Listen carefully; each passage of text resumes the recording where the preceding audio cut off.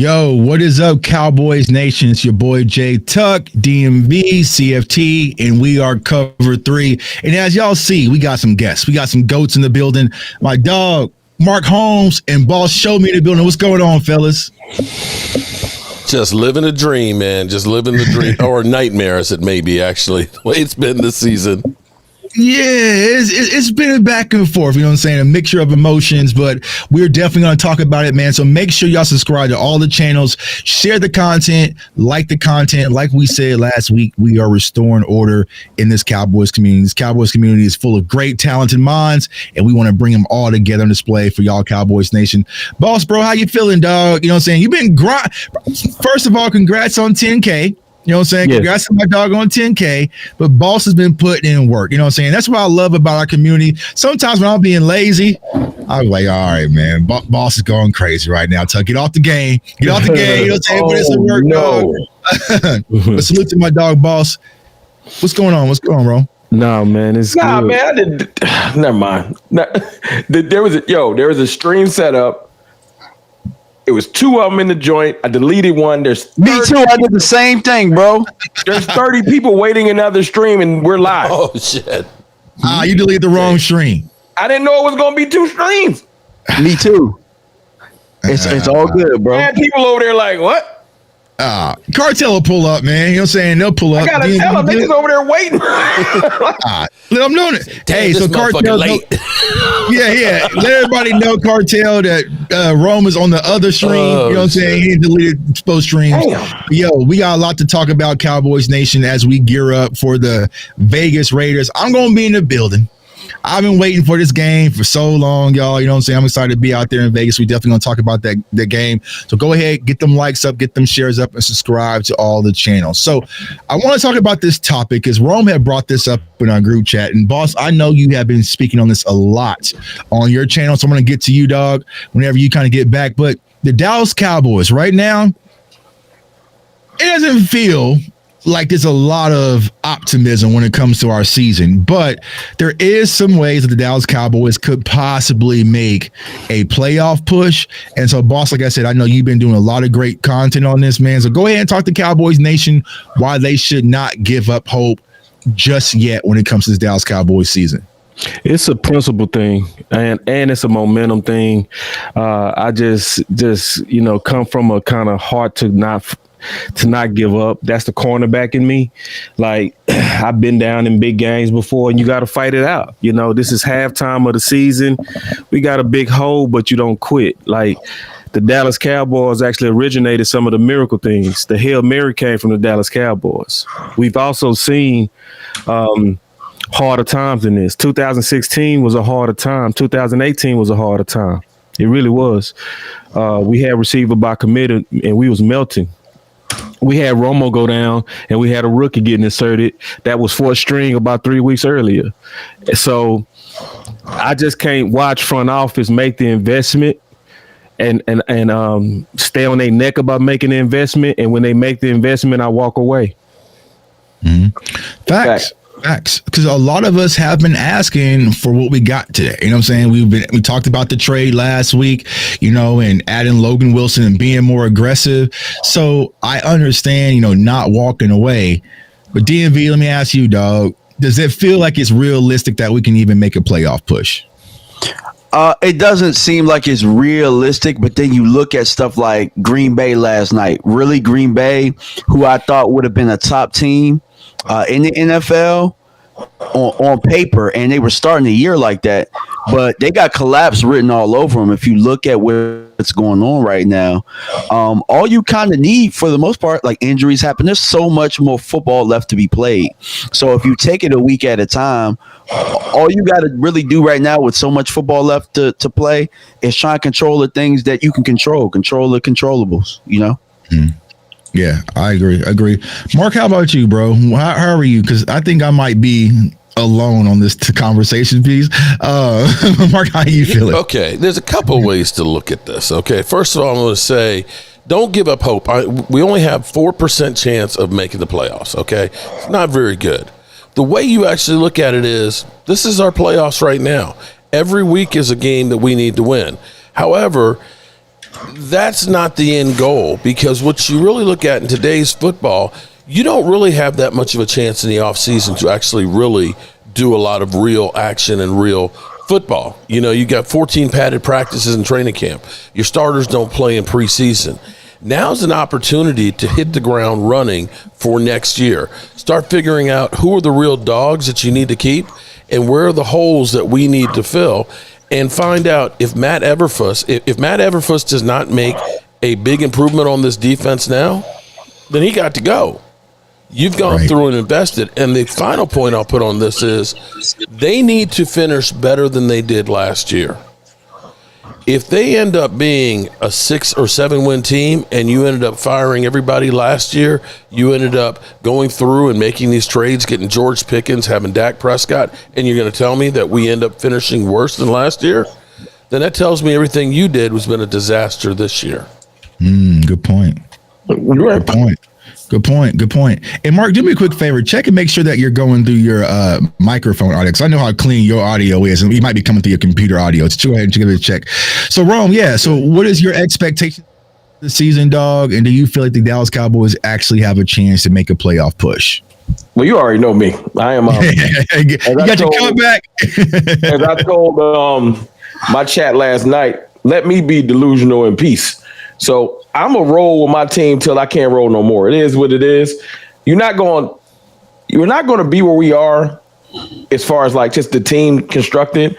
And then we come out of the bye week. We've added 4 new starters defensively, and now's the time for me to give up. I don't see it. I look at the landscape. A lot of these divisions are about to cannibalize themselves because they got a lot of games against each other. So when you look at the playoff landscape, the NFC West, all them teams that are in the playoff picture have to play each other almost twice. And in the NFC North, it's the same thing. So we're not out of it if we handle our business. And you can't give me Quinnen Williams, and I ain't going to say Logan Wilson like that's a name, but you can't give me Quinnen Williams, bring back Demarion Overshown, and that's a package deal because Quinnen Williams is going to help him in his return. And then bring me back at least a unknown corner in Siobhan Revel. Let me see what these dudes look like before I just abandon ship. Can I see it? So I'll stand over here alone and be optimistic because I don't know no other way to be. I know what the offseason looked like. It's 9 months of I hope. What if?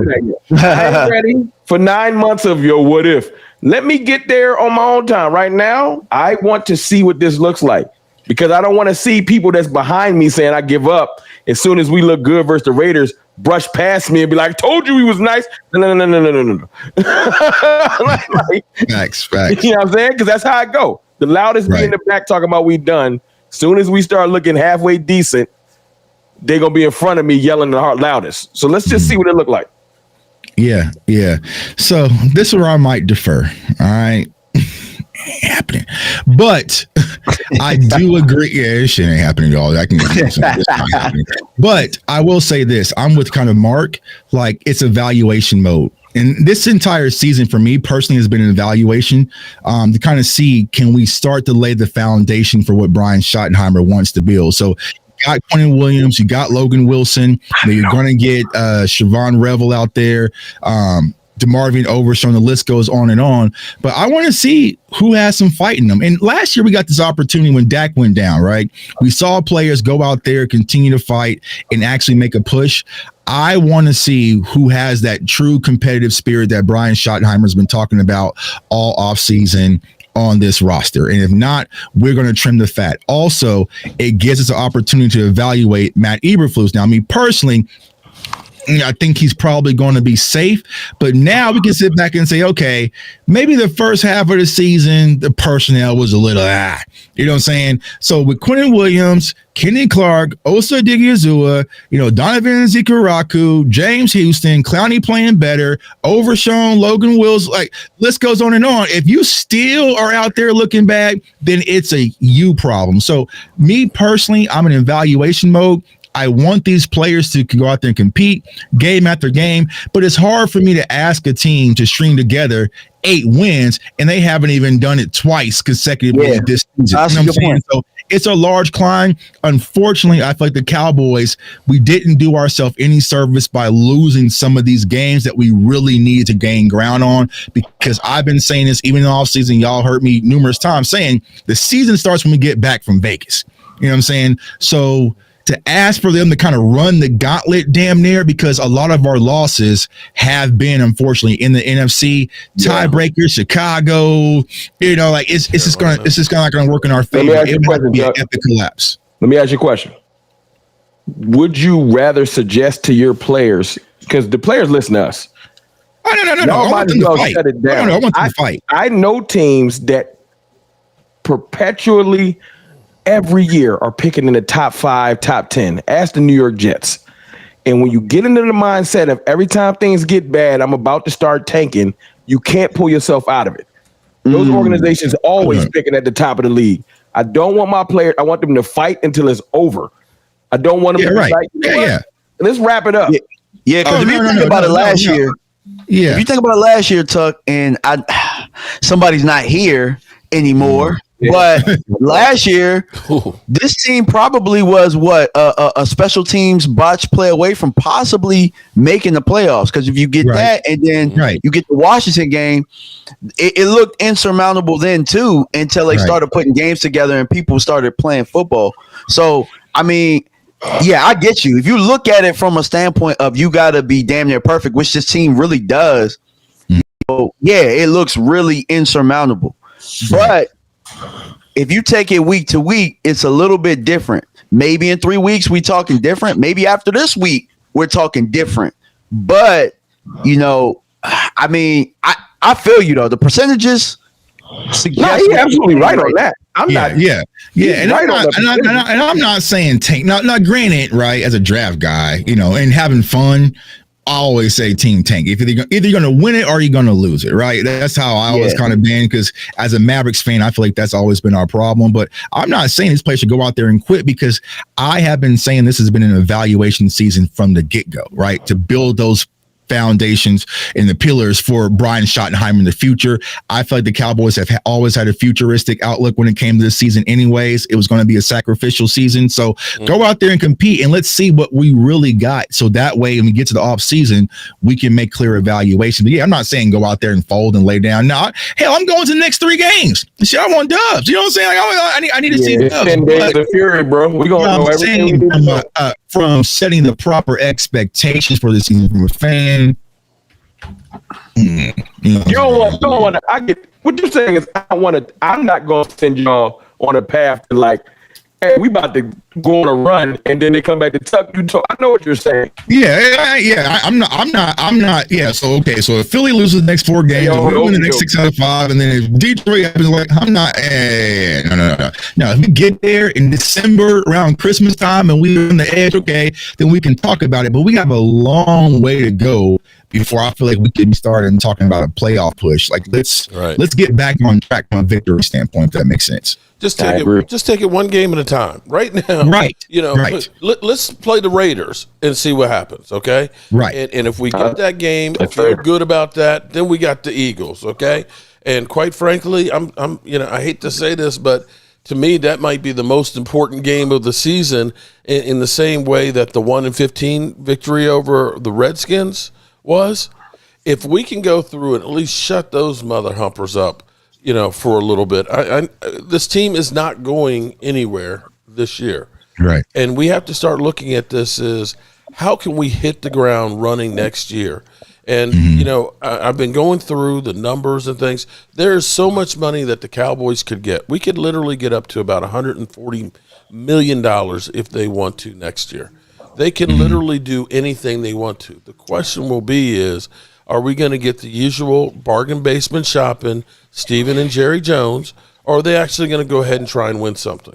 Because you don't have much time with Dak. And if you waste this 8 games and not try and think we're building for next year, then you're just wasting time as usual. Yeah. And boss, I'm gonna ask you this because I caught your live show the other day, right? Do you think the philosophy in Dallas when it comes to the front office has changed where we're starting to get more modern?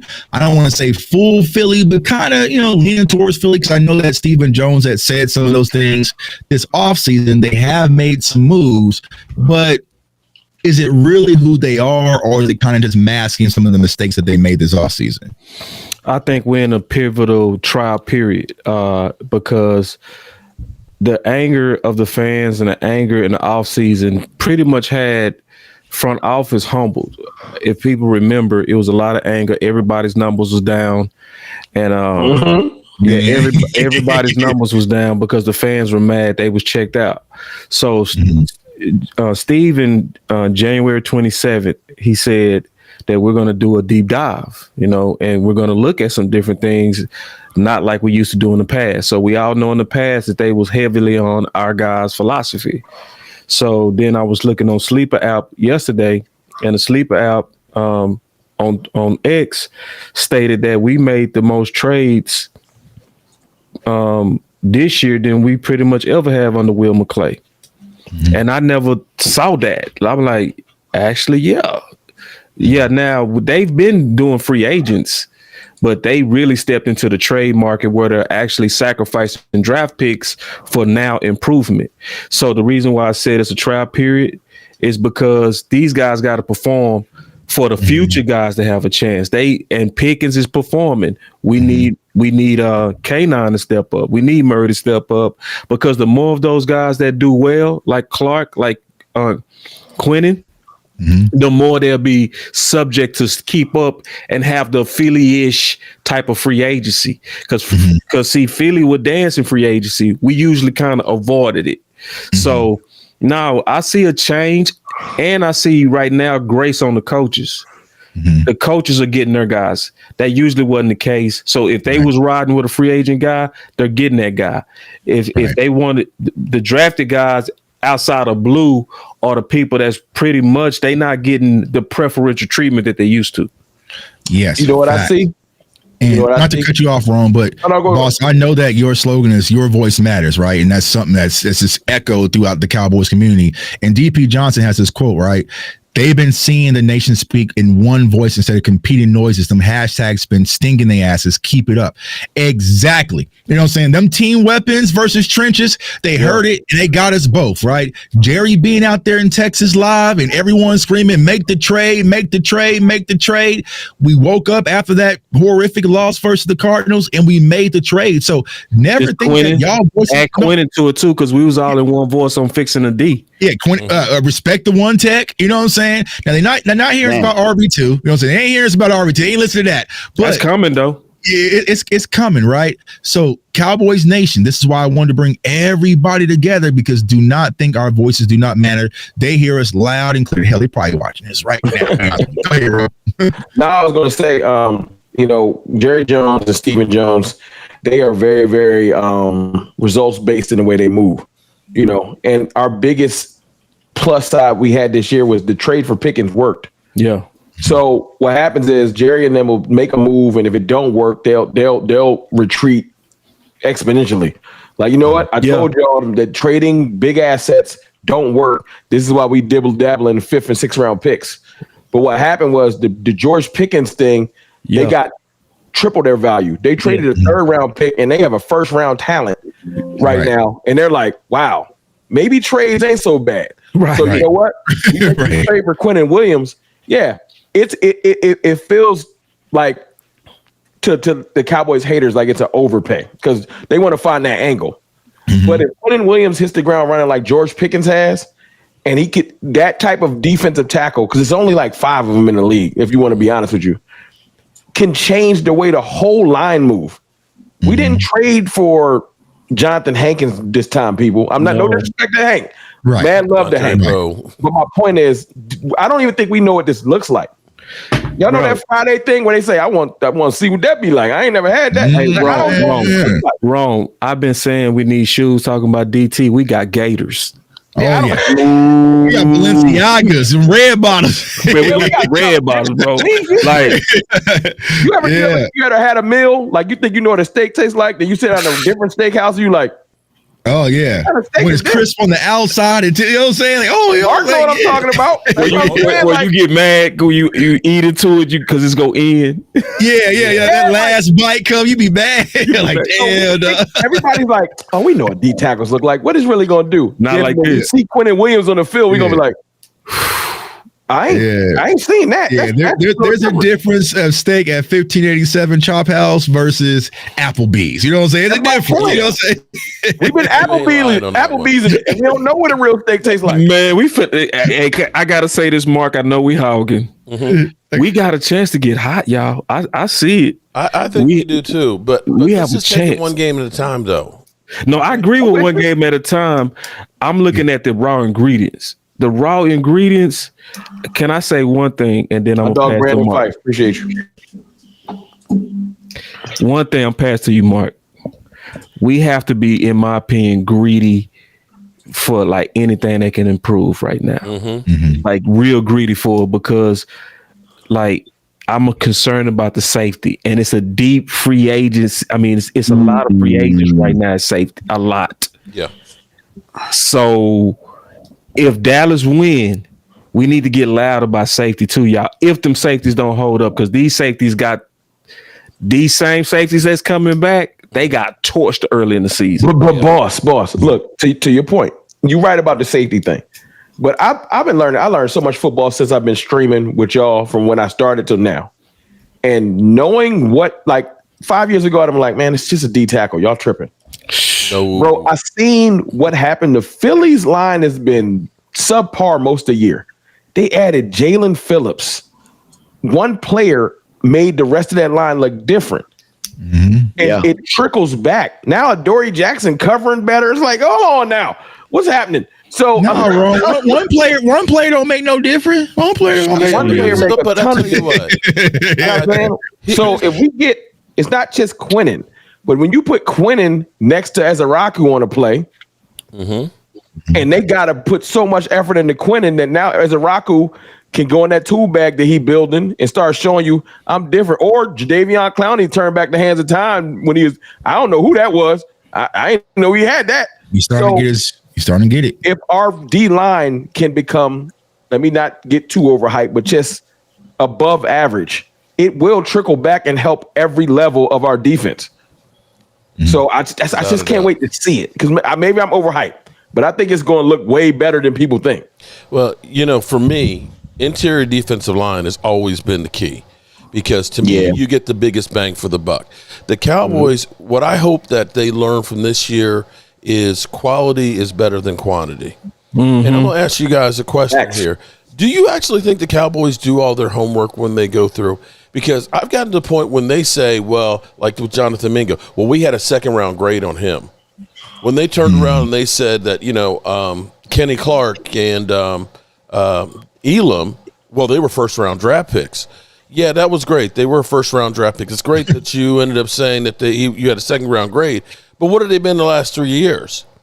And it's like, are you doing your homework on these guys, or are you just saying, well, they were people thought they were good at one point?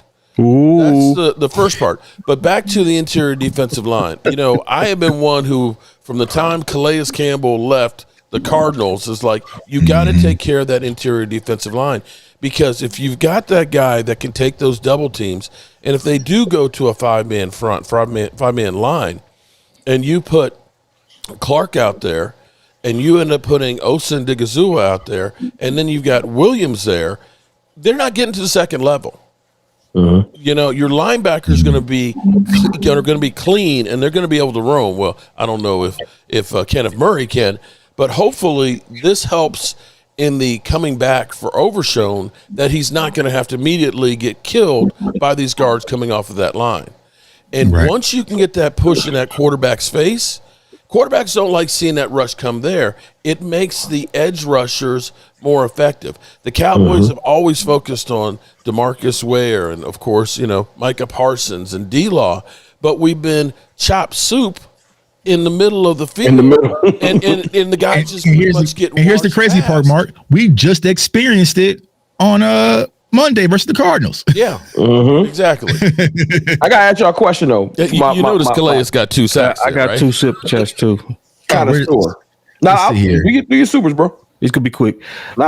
He said, I read Eagles may release Jay Dillon. Is he a fit? Size-wise, he is. I need to go look and see how he played. He's still running physical? Yeah, and size-wise for sure. And then my boy Landlord said, salute to my guys on the panel and the chat. Big Q be throwing dude around like rag dolls. He's different. Yeah, he do. I'm going to ask y'all a question. I heard, because he might be looking at everybody. Do y'all feel like Kenny Clark's been playing out of position? I think he's been losing. I think we've been wanting him to be. I think he's been hurt too. Can't be, and he. I was gonna say, bro, bad coaching can make you look bad sometimes, bro. And to be honest with you, I don't think that we've used him to maximize what we can with him. I mean, if I look at him, because if you look at Green Bay, right, and if you look at their defense, it looks like everybody, even with what they have right now, looks like everybody kind of fits the run fits and stuff like that, like a puzzle. And in Dallas, you look at Dallas and how they stop the run, and you look at this looking off. You say, bro, this look like either some high school stuff or what the hell is it that they're doing? So I don't know that. Sometimes you can have good players, but you don't know how to use them. So I agree. I want to see what he's like. Now, if you go and you see Quentin Williams looking bad and all that type of stuff, hey, it's time for technique is something. Yeah. And when I did my film breakdown 2 weeks ago on the defense, some of it was coaching, but also some of it was the players. I'm just not seeing motor. You know what I'm saying? Like, I'm just not seeing nobody that's on go. Your coach, bro. Well, actually, let me take that back. The one guy I do see on go, they don't have him out there, and that's Maris Leofow, right? But I'm not seeing just players that's playing with effort. Like, when you run these stunt games, like the whole thing of running a stunt or a twist, like Mark played D-line, right? It's just like you want to stress the offensive lineman and make them think that you're coming gut field so they can overkick and open up. But they're coming off slow, like you know what I'm saying? Like, and I showed the rep of Osa getting picked up one-on-one pass pro versus a running back. Like, bro, you're supposed to blow this running. So where's the violence? Think about what you said. Been playing with violence. But I was gonna say, think about what you said about Maris Leofow and how it was hard for him to get on the field and all that type of stuff. Like you said, you watch him on specials and he played with his hair on fire. He blowing up every week. Maybe Eberflus want them to play calculated or something like that. I don't know. Look, I'm just gonna say this, bro, and people can take it how they want to. I said it when he got here, bro. There's a reason his ass was gone the first time, bro. Straight up, there's a reason Eberflus was gone. He had checked out then, and the players weren't responding, and Sean Lee was pretty much running the defense on his way out when he was the linebacker coach the last time. I'm gonna say this straight up. I think it's the coaching. Straight up. DMV, be in love with the move though, because the move will be his ticket out of here. Because when you can fall back on I ain't got my ingredients, that's one thing. But when you start saying out loud, bro, I gave you Quentin Williams, Demarion Overshown, Dante Fowler, Jadeveon Clowney, Donovan Ezeraku, Logan Wilson, who was at least serviceable. Right. Siobhan Revel. At some point, man, I kind of gave you some ingredients. You can cook a middle. Yeah, I think he said that, and now I think they listened. And now it's it's either or get off the pot. That's what I'm saying. I gave you the ingredients. Don't be talking about all that can make Dollar Tree. Nah, I gave you some decent ingredients.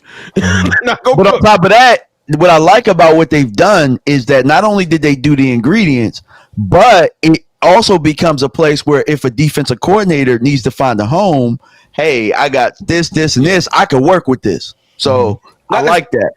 Yeah, and I'll say this, you know what I'm saying? I'll fully admit, because I kind of checked out this all season, and we was so caught up in the lure of the Clayton Adams and the Connor Rileys, and we were focusing on everything when it comes to this coaching staff on the offensive side of the ball. But I think defensively, they might have snuck some people in there. I didn't pull Overstreet's foul like that. You know what I'm saying? Our cornerback secondary, like I didn't pull some of these fouls like that to kind of say, okay, who's going to be coaching this defense? So I think, like you're saying, DMV, this is going to give us the opportunity to see, bro, this might be a Matty E problem. Now, boss, I know you talked about this yesterday, you're going to get into this whole series, right? But is it fixable from a coaching standpoint when it comes to Matt Eberflus, or should there be a change like Cotton or someone out there in the future? Okay, so you digging into some content that I was going to do tomorrow, because I'm going to do okay. All right. I'll review it. preview it. Tease it. How to fix Eberflus. So one of the things on Eberflus is Eberflus has not kept up with the modern changes of defense, because a lot of your better defensive coaches are doing a lot of cover six. They doing a lot of match coverages. They doing a lot of pre-snap disguises. You have to do that now. You have to do that even if you're doing a lot of zone blitzes. Good point. You not doing, and let me slow down for some people that might be listening. Basically, he's to what they call static. Okay. Mm-hmm. Static mean is that we know exactly what you're going to do pre-snap, right? So, and I got all kind of evidence that I'm going to show tomorrow that defenses has just modernized as offense has modernized. They're more challenging. They're more confusing, and they're more adaptive. Mm-hmm. And so, and a lot of the changes happen based on the trees that you're around or the division that you're in. So partially he needs to modernize. Brian Schottenheimer said one of the biggest things that Pete Carroll did to him is he said, man, go look at what Shanahan doing. Go look at McVay. Take it. Mm-hmm. Yeah, but make it ours. Still. Make it ours. He said, take it. Mm-hmm. That same talk needs to happen to Eberflus. Now, the second thing, I don't think he can change. I think he's a neutered dog. I think those guys at Chicago pushed and bucked up at him. All us had substitute teachers. Right. We've seen substitute teachers broken, where you come in and you trying to set order and that class too bad. And it changes that teacher. They can't teach for the rest of the day because the first one in there, we was thugging on them. You're right. That's the vibe. All passes for everybody. You know what I'm saying? Yeah. She wore out by third period. hey, the team like, we don't want a good principal. We want Mr. Clark. No, but Eberflus. Bend don't break needs a demanding coach. You can't have bend don't break without max effort. So we saw under what's my old man name? Zimmer. No, the one before him. That was with Mike Nolan. No, Marinelli. Mm-hmm. Okay. See, that's Bend Don't Break 2014. Yeah, but that was bending, a lot of bending and bending. Yeah, but the effort, because look at the talent. He had like Antoine Woods. We got Clark. Right. Okay. And he made Antoine Woods name okay. We got Clark and we got Neat. He got superstars compared to what Rod had. Better than he been looking too. Like, I don't know. Right. And see, but that's what I'm saying. Because Tuck said the way I see effort with them guys. That means somebody ain't chewing your ass. Right. Like, you need a demanding coach. To me, that's where White Cotton should be the guy. I think he been neutered, bro. I think White Cotton, I went back. I was excited about White Cotton because he looked like he was one of those. Yeah. Mm-hmm. Yeah. Like, get into it with Quentin Williams on the sideline, one of those. Yeah. And then it looked like Eberflus sat him down, was like, look, we going to run things my way. Right. Now, White Cotton just been listening. Let me. Do y'all think White Cotton went upstairs and said, "Yo, I want my boy on the field"? Now White Cotton could be doing like Shotty did and do some little dirty macking. You know, dirty macking. I like it. Dirty macking. I like it. You know, if it was me running this defense, if it was me, hey, that gets you a job at Dallas. Well, that's classic. That dirty macking. Who's the Jerry coordinator? That Jerry's room. If it was me. See, that's why I need to be in charge. Hey, he running his own. Listen, if it was me, I'm seeing some hating going on from Shotty too. Mark. Yeah. So listen, man. Let me get the super chat. Shotty probably dirty macking too. Son of John, man. I don't think Everfoot compliments Schottenheimer from the middle of the quarter or the first half of the season. Schottenheimer has become more involved with the defense at the detriment of the offense. Ooh. Now, I will tell you this, Shotty, it do seem like he been calling, Mark, that's a great point. Don't it seem like he been calling a game like not to be explosive, trying to keep the defense off the field? Am I tripping? You literally, because if you score, Yeah, I kind of see it, and maybe that's why they're not zeroing in on Pickens like they need to. Because Pickens don't get no deep shots on the defense. Though, here's the thing that this reminds me so much of Mike Nolan. Now, all you guys have all played football. You know when you think you've already lost. And it seems like you see so many people out of position. If I see Sam Williams crashing on the inside and he's literally leaving the edge every single time, it just takes one guy out of position. But everybody looks like they're hesitating. When you end up seeing every time, it's like, it drives me crazy seeing first 2 downs, we're doing good. We're stopping them on the runs. And all of a sudden it's 3rd down and 8, 3rd down and 12. And the Cardinals are hitting it every single time. And you look at the linebackers, it's like there's a giant gaping ass hole right there in the middle, and you guys are just sitting there flat-footed like you don't know what's going on. But see, he don't listen to his players. I don't think Eberflus. I feel like the players be like trying to tell him things. And when you hear him say stuff like, "I ain't gonna never get over this. I don't even like grits." We do that shot at one of your players. After it worked, bro. After it worked. After it worked. After the suggestion worked. I don't know. I don't like that. I come up with the fall. Eberflus is too prideful, and he's one of those that gotta work my way instead of I just want it to work. Yeah. That's his problem. Yeah, I 1000% agree, and that's one of my concerns, right? Is this offseason you heard everybody from one day, the list goes on. Oh man, I love Shotty. Man, Shotty, like, I mean, Shotty having so much fun. I love Shotty. Hey, bro, Shotty ain't y'all coach. He's the opposite side. Well, on the defense, you never heard no one fully be like, man, that's my guy. That's a great point. He ain't coach be locked in. Yeah, man, He's pushing me. Man, he pushed. Hey, that means you gotta get him. You gotta get bro out of here, bro. It is what it is, dog. He just don't want to do it middle of the year. He gone. Yeah. So let me ask that. DMV, if you had to bet right now, is Matt Eberflus returning next year? Hell no. He's in no. Boss, Talking, is he returning next year? It's to be determined. It's halfway. Everybody deserves a chance to get better. I don't like the trace that I'm seeing, and it's trending in the wrong direction. But hopefully, desperation causes him to change for real. Mark, how about you? we're talking about the Joneses, and they like comfort. They like the guy that they do like comfort, and that was their guy. Yeah, okay? Comfort. If they Marcus show any Simpson. signs of life with the new guys, you know what it's going to be at the end of the year. Well, he didn't have the players that he needed, and he needed time to get it together. And they bring his ass back because see, the difference between him and Mike Nolan, that's one of their guys. That's their handpick. Mike Nolan, there was no tie to the franchise in the same way. Right, that's Mike McCarthy guy. So, Zimmer was their guy too, though. Zimmer was their guy, and he ain't come back. They ain't give him an opportunity. Well, no, Zimmer dipped on it. You know what I'm saying? Yeah. I want to say this. Zimmer chunked up the deuce soda. You know what I'm They saying? should let. I think Shotty did a real due diligence building his offensive staff.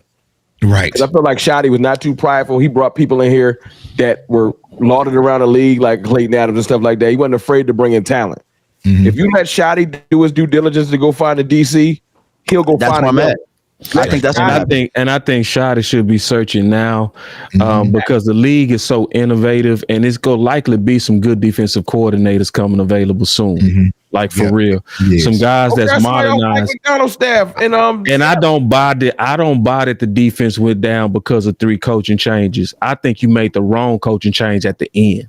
Yeah, on that one. And I think Schottenheimer, he's doing kind of like what Mike McCarthy did.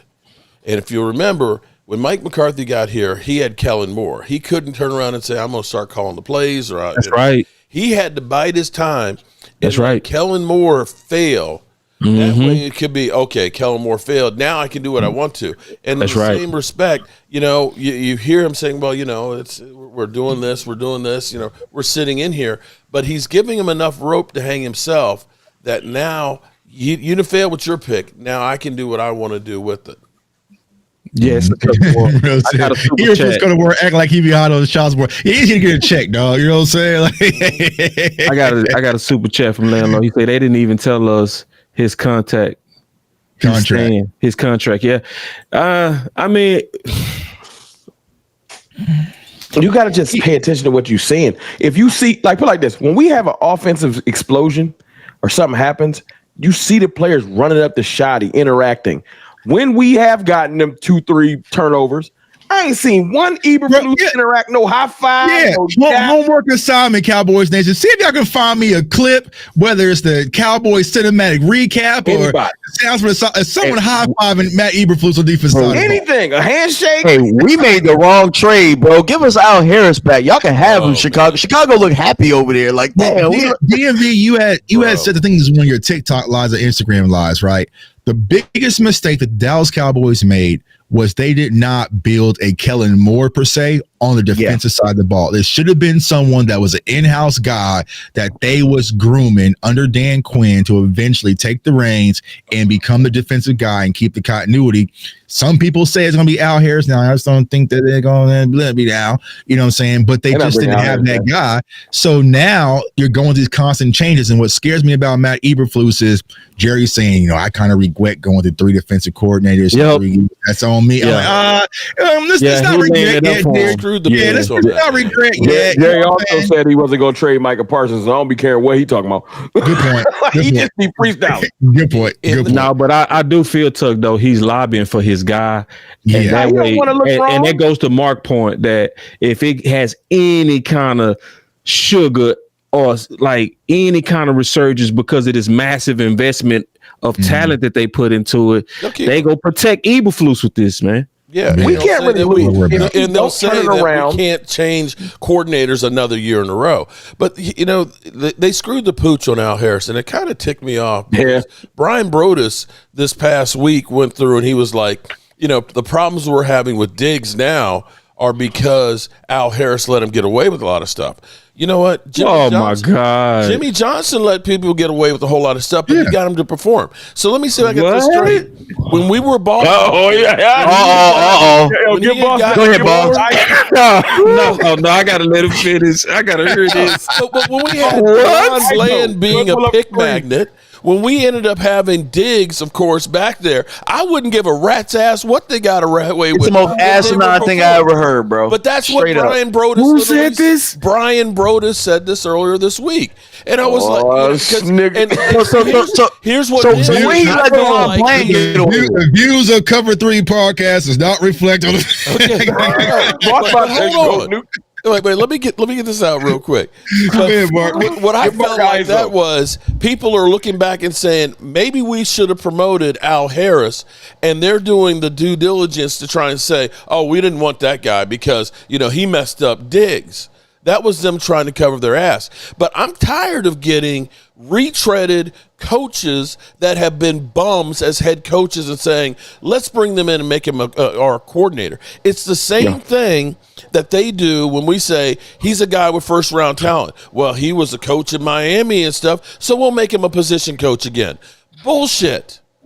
You need these younger guys that are performing that bring something fresh, something new that can relate to the players. And Al Harris could relate to the cornerbacks. Mm-hmm. That's it. And it's not just the cornerbacks, it was the defensive backs. You know what I'm saying? In general. Like, I don't remember the safeties looking at look at the secondary. Look at the guys they're throwing out there, bro. They're throwing people in off the street, bro. Right. They're throwing people in off the street. Like, you can't sit here and say, look, Diggs got hurt and Deron Bland ends up being an all-pro. So my question is, what did he let Deron Bland get away with? Like, you can't really say that. I'm with you, Mark. I think that sometimes coaches can get so close to players and it can become threatening. I think it became a little threatening with how the guys kind of how they went towards him. You know what I'm saying? Mm-hmm. And now it's just like I know that there are stories about the rehab situation where with Diggs, they're trying to go to Al Harris and say, see if you can get him to do his rehab and all this type of stuff. Well, Al Harris, what type of ceiling does he have for a job? You know what I'm saying? Like, I think that maybe he was supposed to be higher than what he is. Maybe he checked out. I don't know, but all I know is that the D-back room got worse. Everybody got worse. Nobody got better. People also have to remember this nugget about Al Harris, though. Who was Al Harris's guy?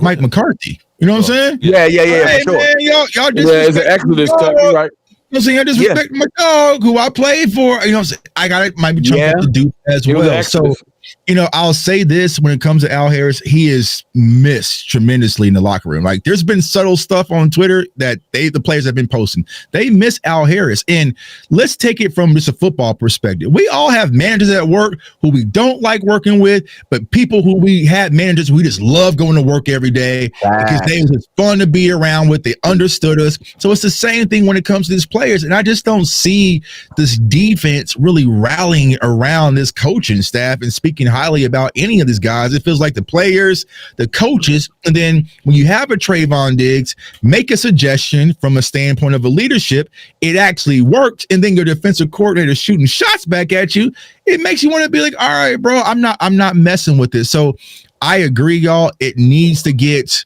younger, more innovative, and someone that really understands these athletes that can rally them up, because no matter what, if I put you in a bad scheme, right? But if I know you're gonna go all out for me, because that's the one thing when boss talking about Rod, Rod Marinelli, even though he didn't have the talent, they were gonna play hard. You know what I'm saying? They were gonna run to the ball, they was gonna play hard, they were gonna give you 10,000%. And I just don't think that we have that right now, where you're putting the players in a bad position, but also they not really riding for you. But that's the thing, like that, bro. They not playing ravenous. Like, I know that sounds defense can be very intricate, just like offense. But at the end of the day, if you don't believe in who you following, you go give half. So, because I'm sorry, when I look at our roster, I know some of these dudes might be a little bit past their prime. But when you say everyone fell off at the exact same time, every single player, like Fowler, Osa, Kenny Clark, just everybody regressed exactly the same time. That's when I go to coaching, because everybody don't regress at the same moment. Y'all want to feel you said something wrong. Who is the guy, DMV, that these defensive players could rally behind? He gone. Not just he, the things, right? The D Laws, the J Lewis, they gone. D Law had 2 touchdowns the other day. You know what I'm saying? So it's just one of those things that when you look at it, it's a bad mix, but I hope it's fixable, and I think it's salvageable. Now, boss, I'm gonna ask you this question because you're a secondary guy. You play corner. When it comes to Siobhan Revel, Deron Bland's had his struggles. I think Reddy Stewart has been a bright spot. Kalen Carson played decent. The secondary really concerns me. I know you spoke about the safety, but the corners in particular, how can they improve? Because they haven't been worth a damn either. Or do you think that the defensive front addition is going to help our back end? I got 3 things I got to address. All right, you gave me 2. I'm gonna address the first one fast. Covered 3. Sorry. Andrew Curtis, the defensive passing game coordinator, and David Overstreet. If we do keep Matty Eberflus, they gotta go. Okay. Yeah. So you pulled their files. Okay. Cool. They gotta go. And I know that firsthand from having a really, really good 2 really, really good secondary coaches who coach safeties and corners. They make the biggest difference. I'm seeing some techniques issues too, like Henny in the chat, and he said that Al Harris leading the league in turnovers with backup DBs. 13. Nashawn Wright. 13. Yeah, 4 out of 5 years in Dallas. Dallas led the league in turnover. I'm telling y'all, Margaret Johnson came off the street, looked like an all-pro. Listen, I'm gonna tell you, a real good coach, a real good secondary coach can take a raw athlete and make them a nice ass safety or corner. A good coach can, because most of it is technical, and so it's like having your eyes in the right position, reading the quarterbacks, understanding from the formation, the route progressions. I didn't know none of this until I got good coaches. So I had to say that. The second thing, to answer your question, I feel good about Corner and Revel. I feel better because I talked to his dad. Yeah, man, that was dope. Go watch that, y'all. Yeah, give you more confidence. Yeah, you will. I guarantee it will. Because he was playing with a hernia. Yeah, I didn't know that. Cool too, bro. Yeah, he was playing with a hernia last year. I didn't know that. So So even the high projections on him, most of us weren't factoring in that he was playing hurt. So that's confidence thing. The second thing is I asked his dad straight up, I'm gonna come out with it. I said, listen, I know what you about to say. I said, what's up with that knee brace? Oh, that brace, but dog.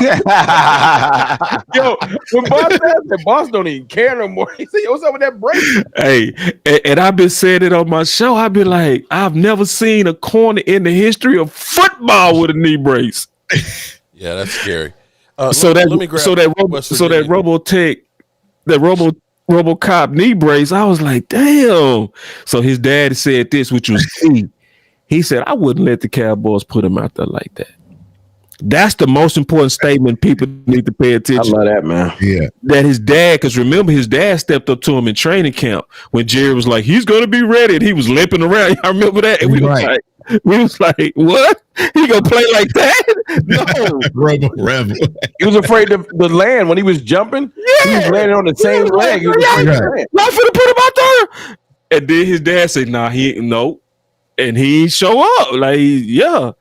So he got one of them dads. He ain't one of them old, he one of them. Now, Jerry, I ain't gonna let y'all break my son. You know what it is? That's his namesake. You ain't gonna embarrass me. So let's walk through it, right? Where is he playing? Outside, inside? You moving DaRon Bland on the inside? Bland better go back inside. Because Diggs coming back. I know some people go, run Diggs. Right. Diggs will be back next week. So where you putting Revel? Outside or inside? Outside.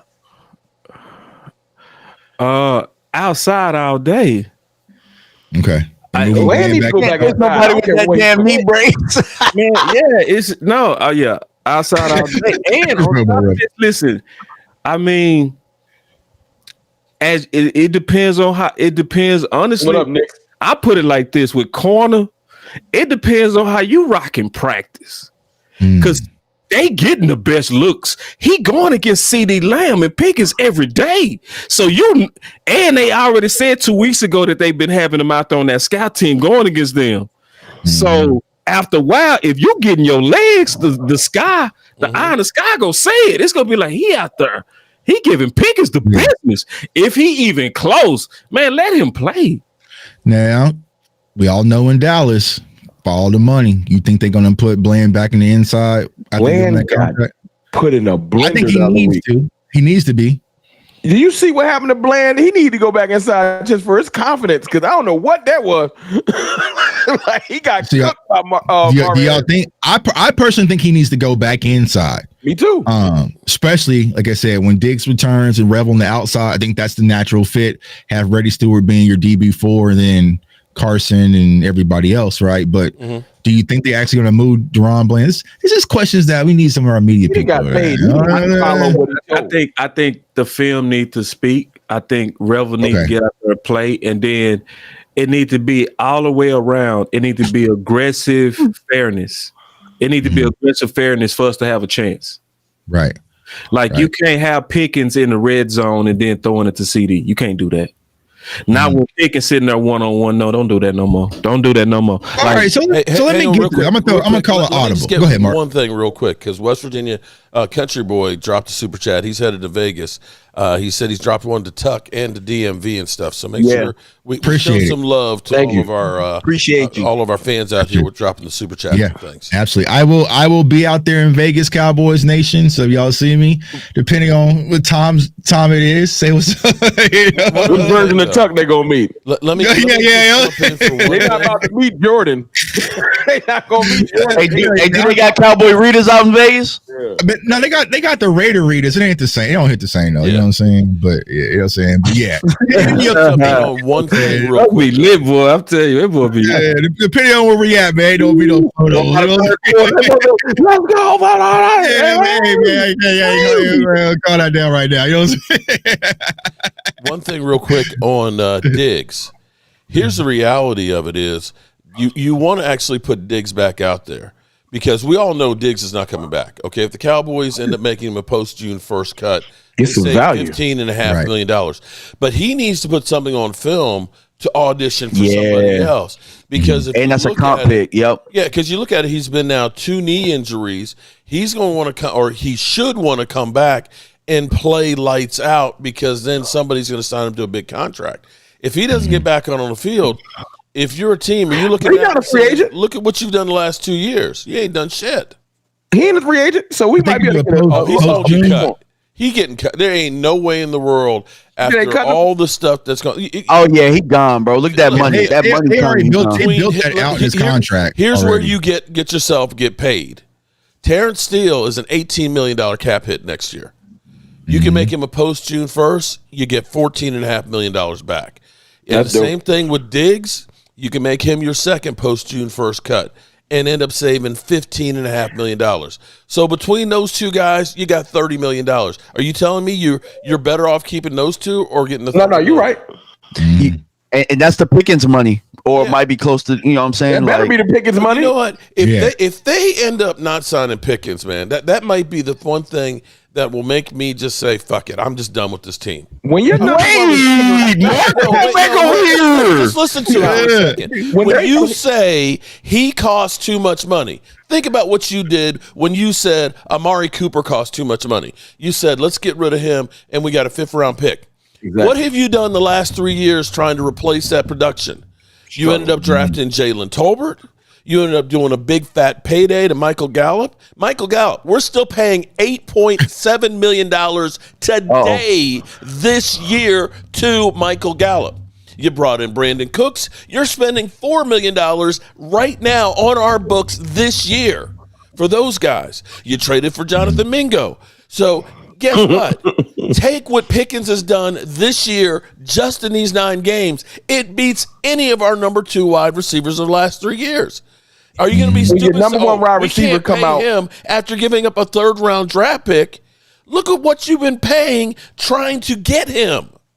Mm-hmm. Lamb is on record saying, if you pay him more than me, I don't care.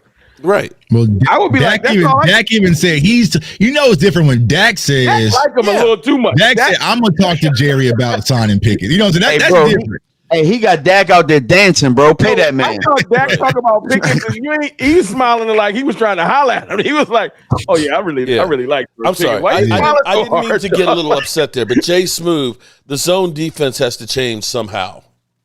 Agree perfectly. Yeah. Hey, yeah, that guy's yes. smart. I'm gonna ask this question, and I was kind of unaware of this whole conversation because I've been kind of oblivious in my own. There's this thing going around about the Cowboys offense is better when it goes through Pickens versus CeeDee Lamb. Yeah, let's talk about that. You're not doing that. I don't know where it came from. I just heard it. It might have came through me. No, it probably came through me. No, listen, man. It's not, hey, DMV. It's not about. It's the way it's being phrased as if we don't need CeeDee Lamb. Yeah.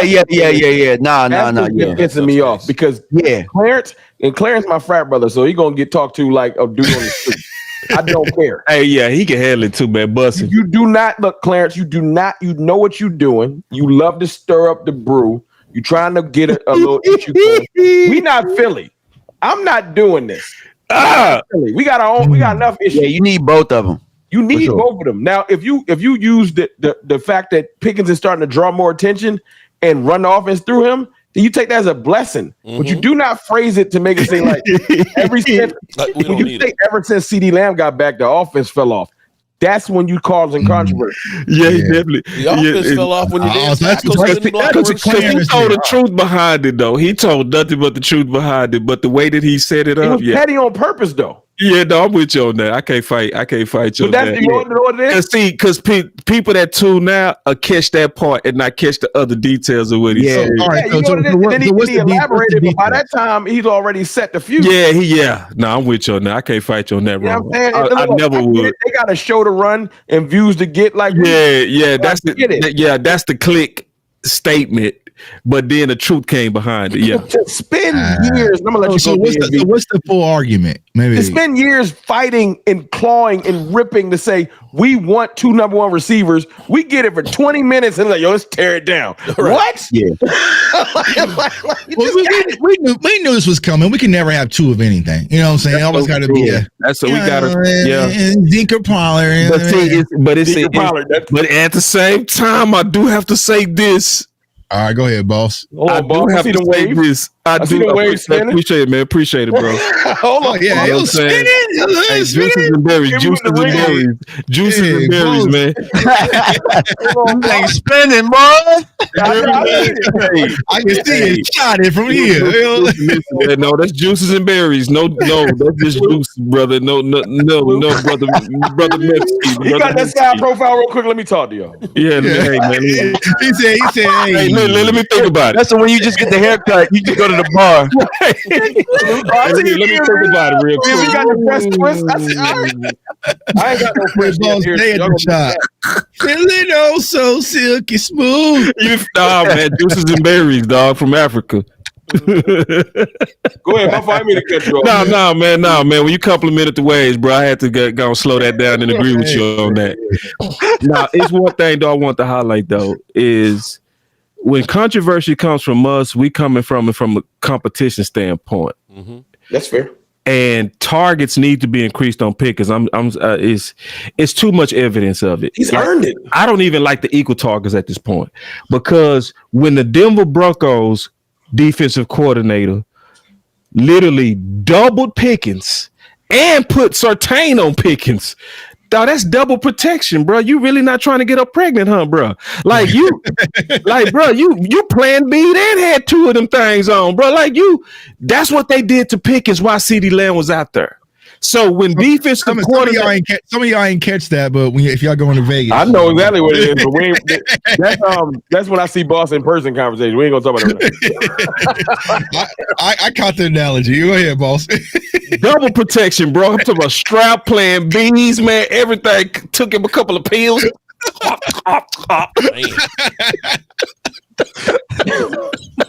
But listen, man, I'm serious.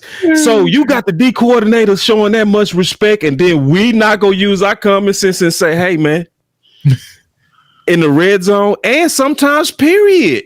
It's like, listen, CeeDee Lamb, if he's nursing that ankle, you have another number 1. Let's not do all this because he's an 88 money ball. No. You got to win every game now. You ain't got no time for that. You ain't got no time for that. All this putting your finger on the scale. No. Pickens need way more targets. It will tilt the other way. If you give him enough love, they will start to overly compensate. CD gonna be up. That's the point. Right. Yeah, I agree. Please, yeah. If you feed Pickens, they gonna leave him alone. And if you leave CD Lamb alone, right? Yeah, go ahead and leave him alone. Yeah, I don't even know if it's the targets. I think it's the type of targets for me. The games that they lose, the games that they struggle, you look at his numbers and it looks like he's a possession receiver. But the games that he flips on his head are he might even get 2 catches for 57 yards like he did against the Jets. But he caught that ball downfield and it was a slam dunk and it made everybody play with coverage, bro. It'll tilt the entire coverage. Yeah, so I think with him, you look at his body type, you look at his catch radius and stuff like that. He's an easy button. He's a walking easy button. I think with CeeDee Lamb, when you try and force it to him, those windows are a little bit tighter. It takes a little bit longer for the routes to get open. But you could just throw Pickens a stop route, a slant. You could throw him a go ball. A go. And it's a walking pass interference.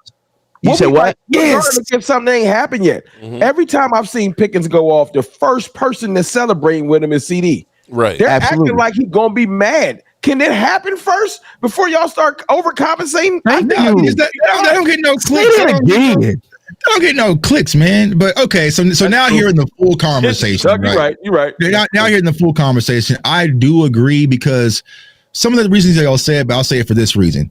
He's the spark plug. Pickens is a spark plug. The office goes. He's a guy that can set the tone for what Schottenheimer was preaching all offseason is physicality. You know what I'm saying? So one quick smoke screen, getting the ball in. Yeah, so sometimes that can have a jolt through your team, and I feel like that's what Pickens could be. So yeah, so hearing the full conversation now, yeah, I agree. But they don't want to hear that. They don't want to hear that Z conversation. Open CD, it'll make it easier for CD Lamb, and CD Lamb's touches will be more organic. See, through Pickens, the offense is organic.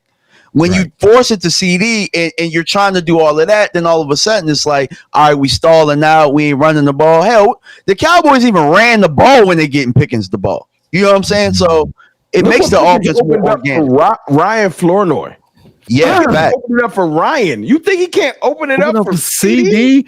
Hey. Hey, and then on top of that, man, you want to provoke a healthy jealousy, man. That's what fair competition does. If Pickens out there eating, you don't think that's gonna turn CD Lamb to 1,600 yard CD Lamb again?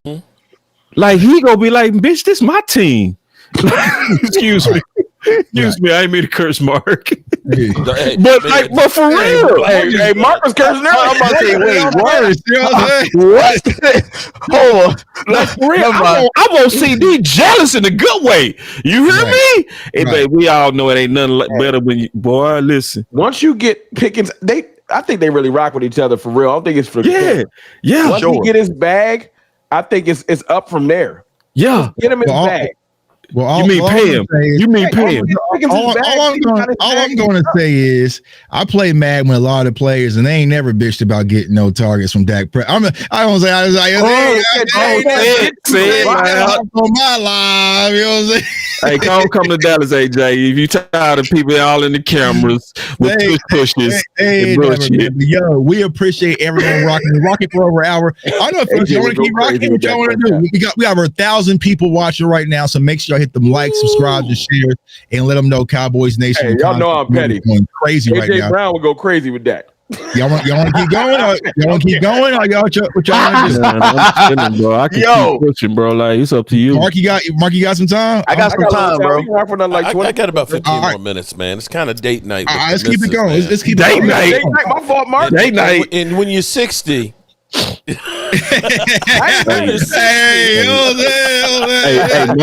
Mark. When I come to Washington, man, I got to get them wings and I got to get that. I just got to let you cook whatever you want. Oh man, I've been to Mark's tailgate. I ain't been to his house, but I've been to his tailgate.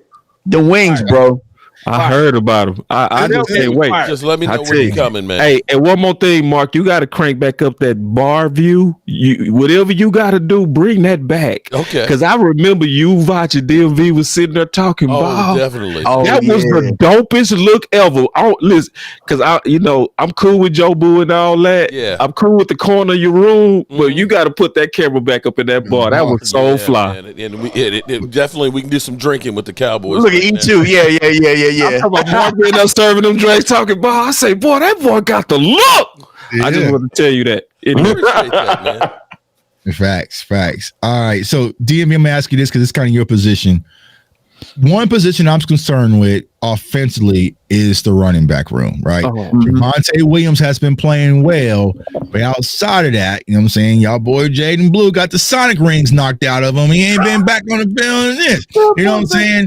So, do you think it's a concern, or how do we fix the running back? Because as my dog Lou Takes has been saying, winter is here. You know what I'm saying? Winter came early, right? So we're going to have to be able to actually run the ball. Javonte just fine. I'm just scared. Carries on Javonte. So how do you think we fix this running back room and get the ground game going again? So I think first and foremost, so are we talking about like right now or for the future? Right now. Y'all want to focus on right now. You know what I'm saying? Okay, right now. Futuristic show. You know what I'm saying? Yeah, we drafted Jeremiah Love in December. Yeah, I can fix that ground game. I got two answers for that. I got a right now answer and a future one. That's why I had to ask that and preface it. But I think right now you got to see what Phil Maffa can do. You know what I'm saying? Like when he comes back. Does anybody have any updates with where Phil Maffa is? Phil was healthy when he left. But y'all want to talk about that? I think they're stashing him. So I don't want to make it like an overshown situation where it's just like, okay, he's unhealthy, so the unknown is better than what we got right now. Because often in Dallas, that's what the fans do. It's just like, wait till so and so come back, wait until so and so come back. But I just think his running style will help with the gap scheme type stuff they want to do. I think Phil is probably the second best at doing that outside of Javonte. You know what I'm saying? But DMV, he wasn't hurt. I don't care what they tell. But I think that's your best answer for this year. Maybe give Hunter Lipke the ball a couple more times. Jaden Blue, I think I've seen enough of Jaden Blue to know what it is, bro. Malik Davis, he was kind of tipping last game. I ain't even gonna hold y'all, bro. I like him too. Scary. I know, but he tipped on it. He tipped on that. He was tiptoeing. Like, what you tipped on for, bro? Like, shoot, this your shot. Surprised he got it hard too. Mom Spaghetti. Hey, you had your one shot and you tiptoed, bro. Like, what we doing? At this point, I kind of think that I don't know what they have to do, but just hand the ball to Javonte. And at this point, like if you didn't address it, you're not going to. My phone, give him the ball. They didn't even activate his practice window. I thought they did, didn't they? Oh, they did. Don't threaten me with a good time. Go on and activate. Maybe they stashed him. Maybe because he was. I don't think he was really hurt in the first place. Nah, I didn't know if they. You know how you get that little like he's like his practice window activated. Yeah. If he's available, then put him in. Stop playing. Mark, let me ask you about the running back room. Is it fixable at this point, or we have to go what we got? I think your biggest problem right now is, our offensive line has been in flux this year. I mean, we've had so many different injuries, so many different combinations, and Terrence Steele is a liability in pass coverage, and last week he just looked completely lost. And Tyler Guyton has been kind of hit or miss, and I think that's half your problem on the running game, at least against the Cardinals, is we just weren't opening up any holes. So that's the first thing you got to deal with. I do want to see what Phil Maffa has, but he is still on injured reserve with that shoulder injury. But I think they're actually trying to stash him and keep him safe off of the roster and hoping that Jaden Blue's the guy. What about you, Ron? I mean, I'm an equal opportunist, especially right now. Until we get our workhorse out the draft, it's equal opportunist. I don't think it's broken because we do have a good, plan A. Javonte's been, I ain't even see, he got 700 yards already. Like, he going to trip, fall, and get 1,000. So I'm appreciative of that, but I'm worried about overworking him. You know what I'm saying? So I know where y'all concern is coming from. I would love to, while you're trying to figure this out, let's try out a couple different people. So I like Brian Peters' response. Oh, I didn't even say. Damian Martinez. No, good one. I would love to go. Let's we do have Maffa, but bring somebody in, let them get 2-3 carries a game, and be like, maybe not him, and figure it out. You know what I'm saying? So right now, just sticking with we gonna force Blue is that Cowboy stubbornness. Let's not be stubborn. So if Phil Maffa's healthy, like if he's actually healthy, all jokes aside, see what he got, and if he give you something, be like, we found it. But don't just ignore it and wait till, God forbid, knock on wood, Javonte twist a little ankle, something small, you know what I'm saying? Then we out here with Jaden Blue starting and we freaking out. So let's try to work some people through there. Malik was tipping, like you said, DMV might have to sit down. You weren't trying. You might have to sit down. Facts. Boss, what about you, dog? Because you've been preaching RB2 or RB1, if you know what I'm saying, for the longest. Is it fixable at this point? Javonte might have held it down a little bit. You dipping into my future content again. My bad. No, that's true. No, it's true. Like it just show we all Boss been going so damn crazy lately. Right. We're talking about nothing. Right, Andy. It's my whole. We going through my whole list of shit. I'm gonna drop.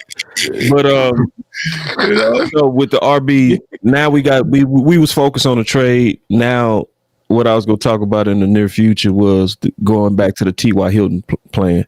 So T.Y. Hilton was obvious free agent. Once you get past the trade, you got to look at what's available. What's up? So I'm looking at people like Deontay Foreman, Zach Moss. Now I haven't combed through their film. I like the names, right? So now it's the time to where I got to go comb through film, the latest film I have, send some encouraging tweets. I ain't lying to. I'm gonna do all of this too. That hey, bro, stay in shape. We might need you. You never know. You could be T.Y. Hilton. Because remember, we pulled in T.Y. Hilton, and he came in and started making plays, cooking on Christmas. Like, I remember that. Yeah, he came in. So, but it depends on the discipline of these guys, and this is running back. You know what I'm saying? Right. So you got to be really, really, really in the gym. You got to be acting like you can come play tomorrow. I don't know too many running backs that come in late, but that's something that we would have to me, beat the ground for. More realistic is looking at these practice squads. Names like Damien Martinez, like which was brought up in the chat. Excellent name to me. I'd love to bring him in. Yeah, it's some people that's out there that we would have to just comb through. It's very much so scraping the bottom of the barrel, but it's possible. The worst thing that I see though in all of this is the fact that Blue is being forced onto Brian Schottenheimer.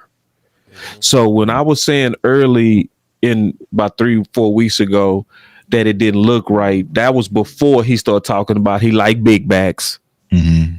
Then on top of that, after Blue played, he strongly critiqued Blue. He said he wasn't physical with the ball and without the ball, meaning he wasn't blocking, nor was he running tough like he likes to see. And then he brought up Malik Davis as the guy that was going to bring competition in there. Then they made Blue inactive. Then all of a sudden, when they got these acquisitions from these trades, they went away from the guy that the head coach endorsed. That's showing that there's a mutiny in the building, and it's likely between Stephen Jones, Will McClay, and Brian Schottenheimer. Because that draft capital on him, they forcing it on him, bro, and it don't fit him, and he not gonna get the back of the fans because too many fans love Blue's speed and his potential with speed, but. That's what I think things have changed. You know what I'm saying? Because all that blue hype, you know what I'm saying? They like Most was trying to warn, like, hey, bro, don't eat that. Don't. You know what I'm saying? Yeah. And people like, give me that cup. So I think it's starting to change a little bit. It is cracking. Like the people who told the truth in the off season, they catching up. Like the people that was saying, because you said it, Tuck. I said it. DMV said, I know. We said it. We was like, bro, the dude on pass pro ain't worth shit. Like, I'm being honest. Yeah. And then he's a runway back, like Lou says, to where if it's blocked up, he go hit it. But you ain't gonna get no tough runs out of Blue. Let me be honest with you. Blue runs the ball like a receiver, y'all. Mm-hmm. I think they should line them. They should let them run routes and throw it to them out the backfield. That is what I was going to say, right? Because I'm at the point. Got to pick your battles. Front office going to win this Jaden Blue battle. You know what I'm saying? They're going to win this battle. So real. I know. It's just like, you know, I can't fight this one. Like they're going to force it. So you have to put him in winning situations. And they talked about it all offseason, like using him as a wide receiver. Like you're going to have to get him on the perimeter. You're going to have to do swing passes. You're going to have to line him up versus linebackers and do, you know what I'm saying, arrow routes and all those sorts of things to get him in space. But if you're going to line him up and run him between the tackles, boss, I know you got the buttons queued up, but it's the all hell no. You know what I'm saying? It's not going to work that way. So it's just like. Let me be petty because we preach competition. Yep. You know what I'm saying? I would say since he can catch, put him back there on special teams to do some kick returning, some punt returning. Well, here's what I'm saying. But here's the thing, Ron. Right now. Here's how out Shoddy and them are on Jaden Blue when you have someone with 4.3 speed and they're not even on kick return. Well, my point is, I would say he could compete with the other gentleman who shall remain nameless because he wanted to fight me the other day. I'm gonna let him be. Because it was at the wrong time when he wanted to step to me. You stepped to me this week. You ain't gonna be hide behind the tragedy. I'm gonna read you your rights in front of the entire Twitter. You got me at the worst time in the world, and I'm respectful. But my point is, if we preaching competition, y'all got the same skill set. What we should be doing is seeing what somebody else can do because we ain't been getting no plus advantage on the kick return for over a year. But they got the same skill set, Ron, but not the same salary, dog. You know what I'm saying? They just paid that man. They just paid that man. Why? Oh, my fault. Well, yeah. I'm going to say something, though. And this is going to be to his defense, right? This is to his defense.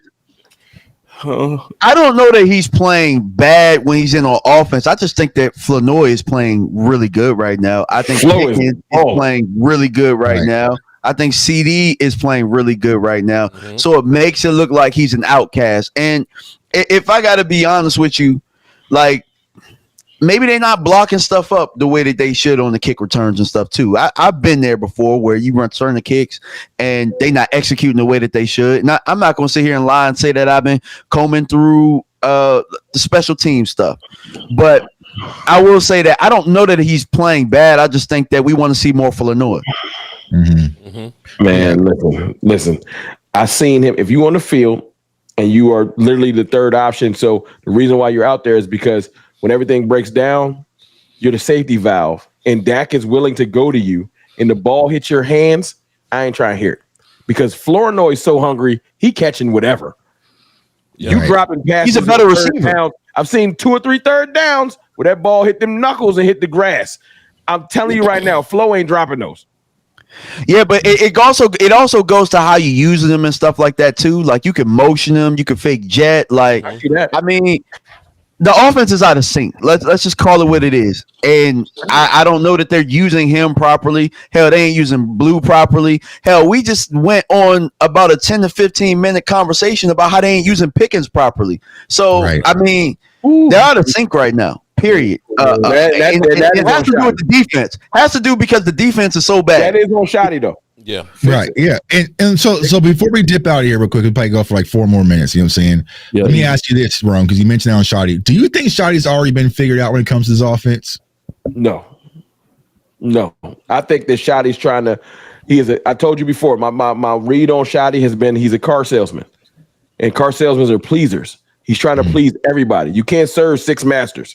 Ooh. You need to run your system. Ooh. Stop trying to please the Jones family, the fans, every Dak, Pickens. I'm running my offense. We gonna run this rock, get back physical, and I'm gonna get back to play action. We can't play action if we ain't even run it. Like we gotta get back to basics. Yeah, facts.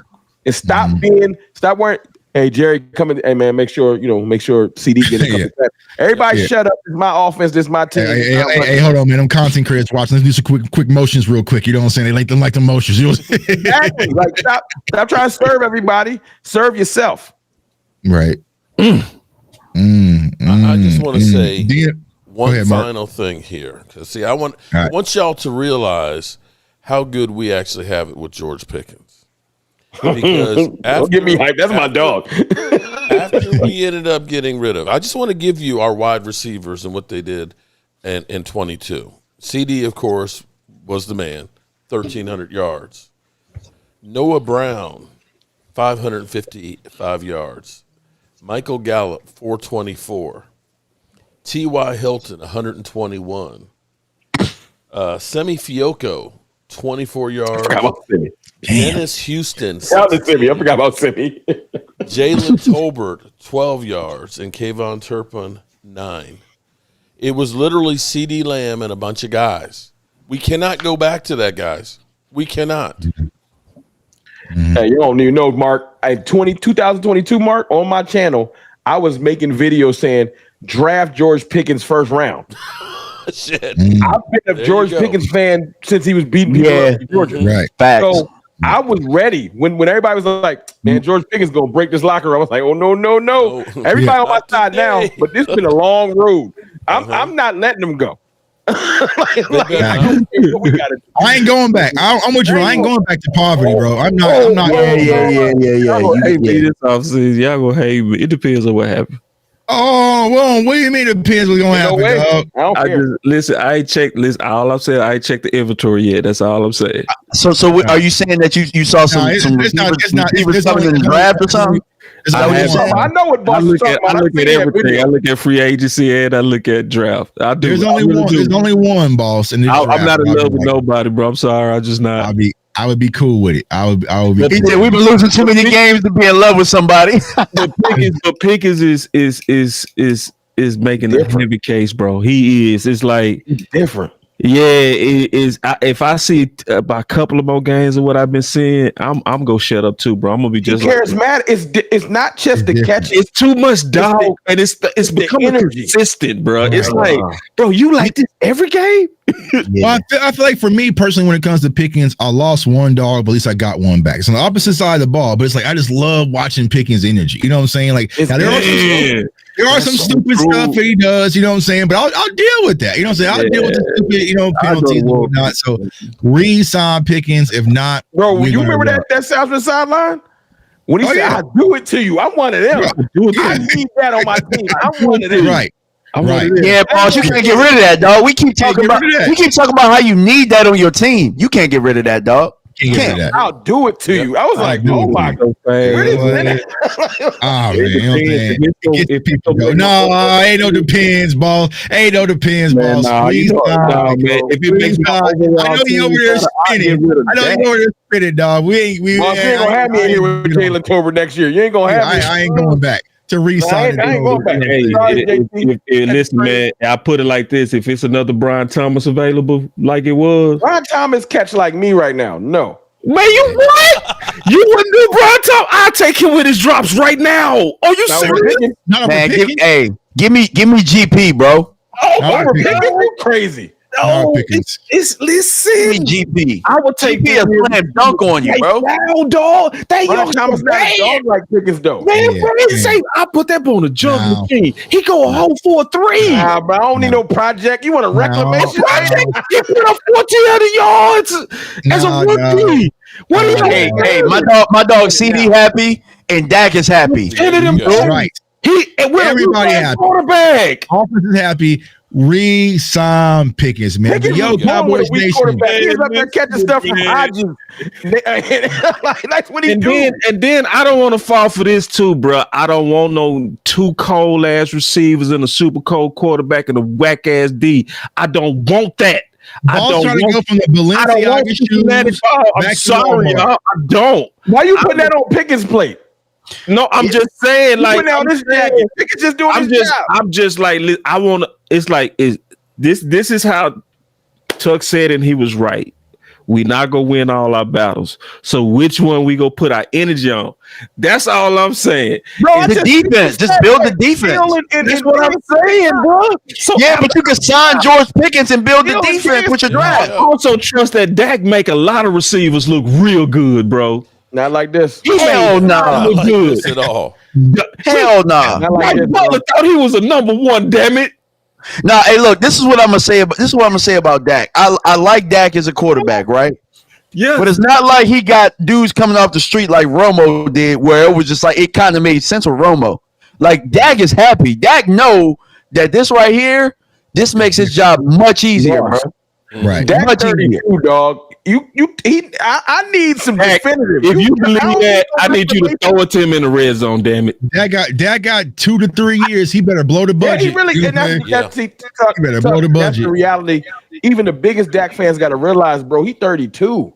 We can't be playing around like, all right, we're gonna bring you somebody here to develop with you, bro. I'm developing. Have somebody right now. Facts. Yep. Facts. Now, But yo, Cowboys Nation, we appreciate y'all for all tuning in, man. You know what I'm saying? Rocking with us hour and a half. We don't want to keep y'all all night, man. But make sure y'all go ahead, subscribe to all the channels across the platforms, man. This is what it's all about, the community coming together. And we love y'all. We appreciate y'all, man. Respect y'all. We know we've been going through some turbulent times this past few weeks, man, but we're all in this thing together. My dog DMV, man, for everyone who's seen you for the first time, let everybody know they can find you, bro. Hey, y'all can find me at DMV Fanatic on YouTube. I know I had some issues early on, but we got it fixed up and appreciate y'all. DMV Fanatic on all platforms. Thank y'all. Facts. My dog, Boss Cowboy. Boss, show me. Let everybody know they can find you, bro. Yeah, man. Boss Cowboy Sports is the entity. Boss Show Me is my name. So I'm going to be dropping some videos that I teased today. Y'all going to see it come out within the next 3 days.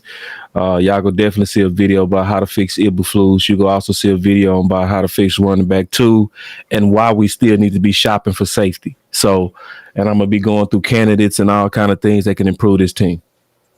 Facts. My dog will be working hard, man. Yeah, Boss been on it. He been on it, dog. Appreciate it. Everybody know they can find you, bro. Hey man, it's your boy Rome, CFT Cowboys Fan Talk. Cowboys Fan Talk on here, Cowboys_Fan Talk on Twitter.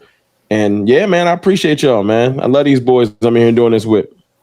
Facts. We don't even need to say, but Mark, if someone might have been watching this live, like, you know what I'm saying? Who is this Mark? They don't know Mark. Guy? Who is Mark Holmes guy? You know what I'm saying? Misses 170,000 bill. 170,000 man. Cowboys fan. You know, see, what you have to realize is when you get old, you just talk a whole lot. So it's good. I just put a camera in front of me, and I just be an old guy, yelling at everybody on the front porch, man. But if they do want to find me, Cowboy Joe Boo everywhere, Instagram, YouTube, Facebook, Twitter, wherever, and you can't miss the videos because I'm always there. But I appreciate everybody bringing me on. This was fun tonight. Absolutely, man. We appreciate you, man. You're doing incredible work, man, setting the standard. And for y'all see me the first time, J Tuck, man, you can follow me on all social media platforms at JTuck151. I want to headline with this. Just because we do draft content does not mean I am giving up on this team or I'm not a real fan because I'm going to the next 3 games in a row. So I still a Dallas Cowboys fan, but work has to be done. So we are going to start draft content specifically on my channel. And we've done shows before. And y'all know DMV and Boss, when I mentioned Ivan Pace and my eyes lit up, I've already found me another one. Don't say it. I already found me another one. So I'm already in my bag. So we're going to start draft content over there. CFO Sports, come over there, comment, like, subscribe. Follow me on all social media platforms at JTuck151, specifically TikTok, as we've been going live on TikTok frequently as well. So we appreciate y'all, Cowboys Nation. Let's go out there. Let's get this win in Vegas. If y'all see me out there, say, yo, Tuck, what's going on? I might buy you a drink, you know what I'm saying? Buy you a few shots, depending on, you know what I'm saying? We're going to have a good time out there in Vegas. But let's continue to get things in the right path, get these wins, and hopefully make a playoff push, man. And we appreciate each and every one of you guys. Want you to stay safe, stay blessed, stay encouraged.